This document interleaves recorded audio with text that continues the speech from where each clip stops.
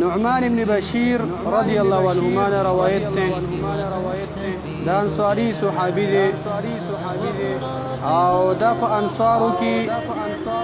اولنے معشومو چې په مدینه کې پیدا شو. نعمان بن بشیر رضی اللہ عنہ الانصاری الخزرجی او دا ناشنا معشوم بدیو چې نبی صلی الله علیه وسلم چې کله وفات کېدو دې معشوم عمر 8 کاله او 7 میاشتې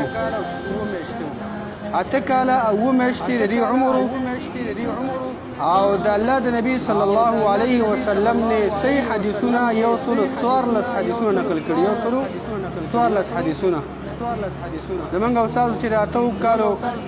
لاسو کالو نو کالو معشومین وغه خپل پوز نشي باګولې مونږ یو معشوم دی او د دې عمر 8 کاله او میاشتې او د الله د نبی نه په دغه یو سوره په دغه عمر کې په دغه معشومتوب کې یو سوره څوارلس خبرې یاد کړې او موږ تاسو ته نقل کړې کله چې بالغ شو نو دا روایتونه دې بیان نقل شو.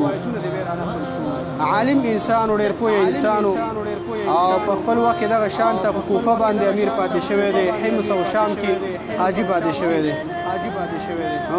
او په مهاجرینو کې اول معشوم چې پیدا شو هغه عبد الله بن زبیر